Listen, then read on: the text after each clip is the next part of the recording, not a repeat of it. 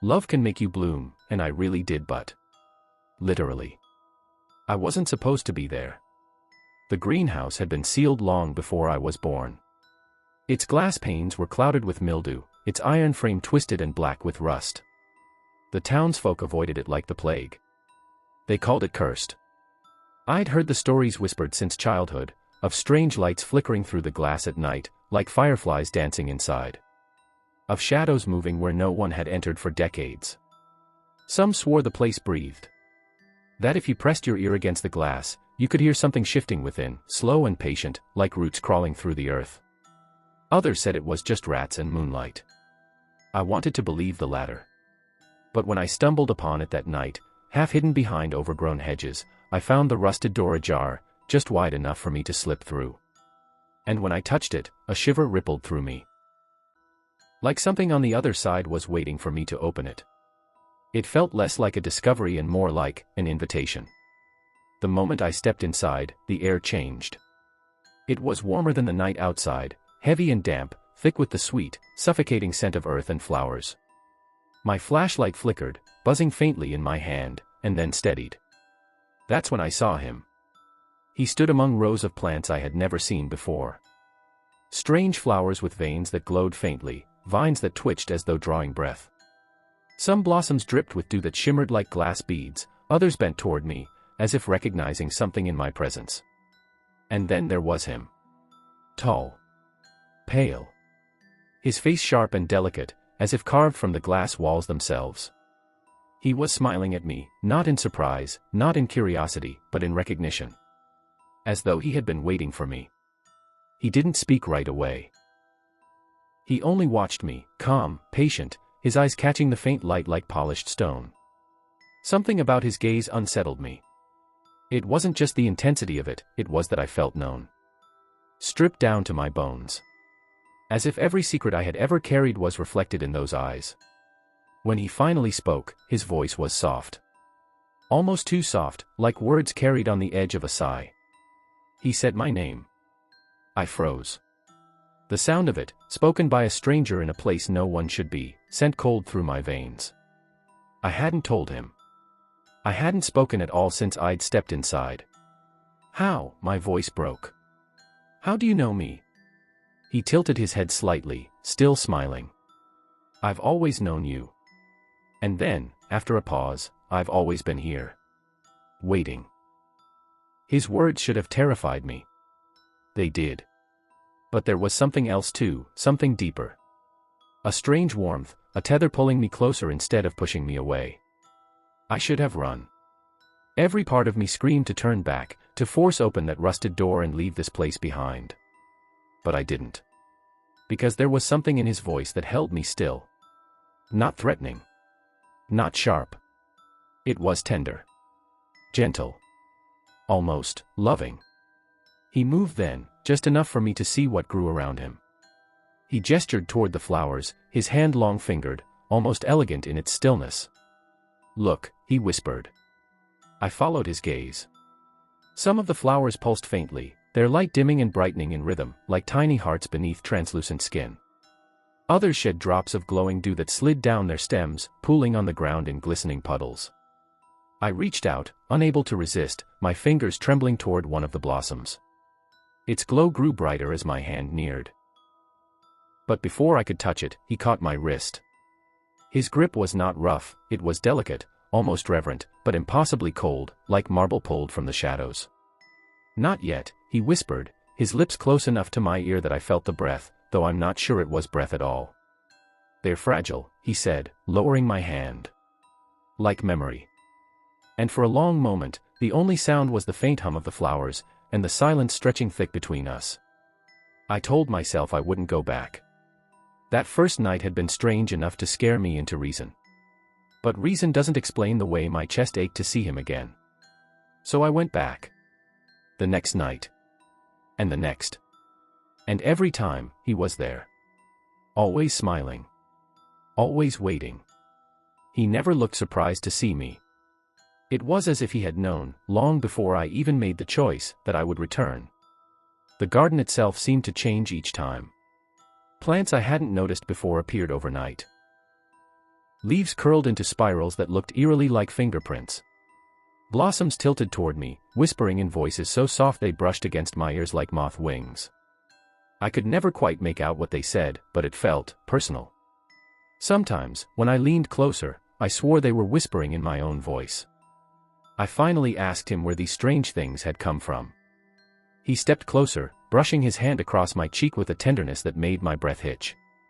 His touch was cold, but it carried a strange comfort, like a familiar song you can't place. "From you," he said simply. I laughed, nervously, trying to shake off the weight of his words. But he didn't laugh with me.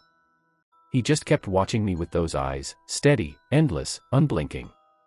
And then he began to tell me things. Memories.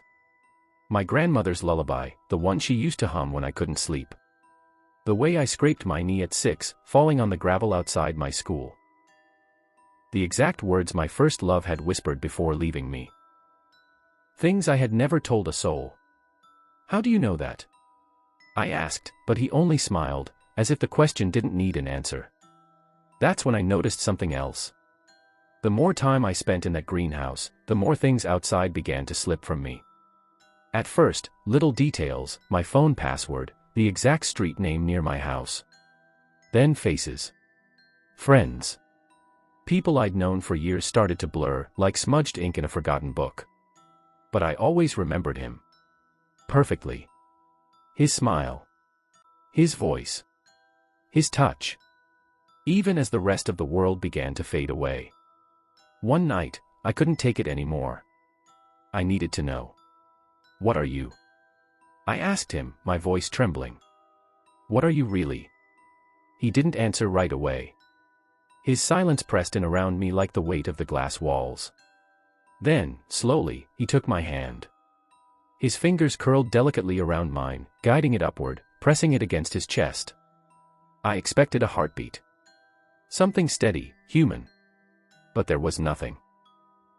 No thrum of life. Just warmth. Unnatural, steady warmth, like the hum of the greenhouse itself. Finally, he whispered, low enough that the flowers seemed to lean in to listen. "I am what grows when love refuses to die." Before I could ask what he meant, he bent forward and kissed me. It wasn't cold. It wasn't lifeless. It was the opposite. It was fire. It was lightning. It was every nerve in my body lit alive, like he was pouring something into me, or taking something out. The garden responded. I swear I felt it. The vines trembled. The blossoms quivered. The pulsing flowers brightened, glowing feverishly, as though feeding off the moment. When he pulled away, I gasped, clutching at him for balance. The entire greenhouse seemed to hum with a new, hungry energy. I should have been terrified. But all I could feel was him. That night, when I finally collapsed into bed, I dreamt. Not of him, but of roots. Threading through my veins, wrapping around my bones, tightening in my chest.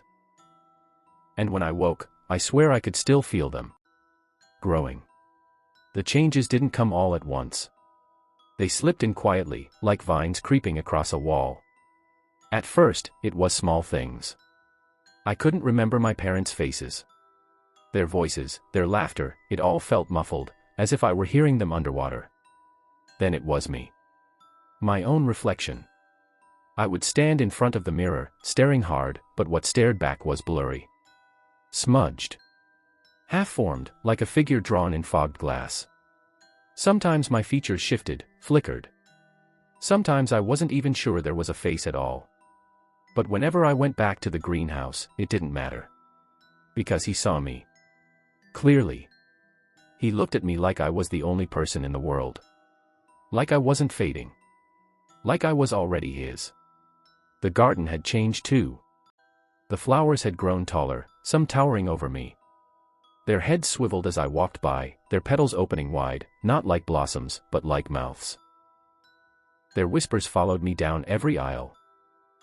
Sometimes they spoke my name. Over and over. In voices that didn't belong to anyone else but me. My voice. Dozens of them. Hundreds. Fragments of me, scattered, echoing in petals and vines. And when I trembled, when the whispers pressed too close, he would hold me. His arms wrapped around me, his lips brushing against my hair. His touch was cold, but it anchored me. It made me feel safe, even as more of myself slipped away. The scariest part wasn't that I was forgetting. It was that I didn't care. The world outside the greenhouse grew emptier each day. Faces blurred. Streets vanished. My memories were dissolving, but inside, in his arms, there was only warmth. Only him. And somehow, that was enough. The last night, the door closed behind me. It groaned on rusted hinges, then slammed shut with a finality that rattled the glass panes. I turned, tried the handle, nothing. It wouldn't move. But I didn't fight it. Because I already knew. He was waiting, just as always, arms open, his smile soft and sure. The garden was alive around us in a way it had never been before. Every flower trembled, their glow throbbing brighter, casting colors across the walls like stained glass in a cathedral. The air vibrated, thick with humming, whispers, sighs.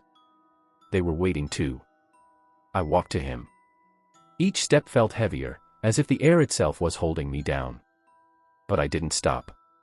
When I reached him, I asked one last question. My voice was shaking, barely a whisper. "What happens now?" He smiled. Kissed my forehead. And whispered against my skin. "Now, you stay." The flowers bent toward me.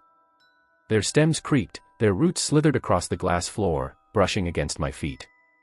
The warmth started there, seeping through my shoes, crawling up my legs. At first it tingled, almost pleasant. But then it spread faster, winding into my chest, burrowing into my skull.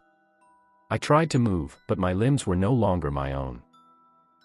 I couldn't breathe. Couldn't scream. And then I wasn't standing anymore. I was changing. My arms stretched and split, petals unfurling where my hands had been. My hair fell away in strands, replaced by vines curling down my spine. My skin hardened, cracked, and beneath it, green bled through. Roots sank deep into the soil beneath the glass, anchoring me. Feeding me. I was growing. And he stood before me, smiling, his hand resting gently against my new blossoms, as though he had finally received the gift he had been waiting for all along. Through it all, his voice echoed in my mind, soft, endless, inescapable.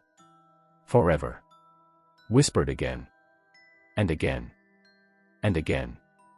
Until there was nothing left of me but the garden. I don't know how much time has passed.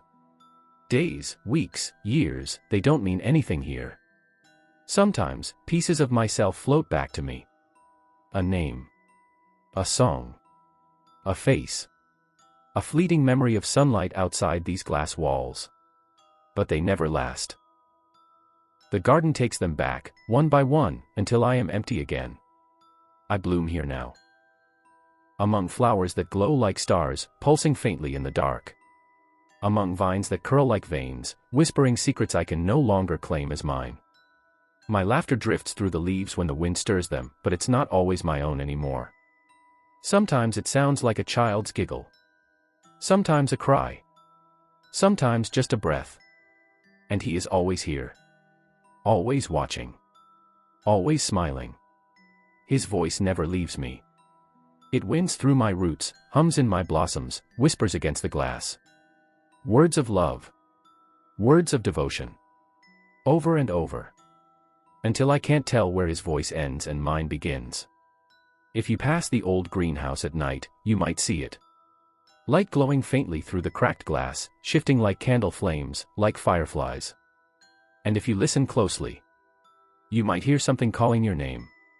It will sound familiar. It will sound like love. Maybe it will even sound like me. But don't answer. Don't come closer. Don't open the door. Because once you step inside, the garden remembers you. It wraps around you. Feeds on you. And you never really leave. I thought I was loved. I thought I was chosen. But I see it now, I was only the soil. And love. Love is the root that buries itself deepest.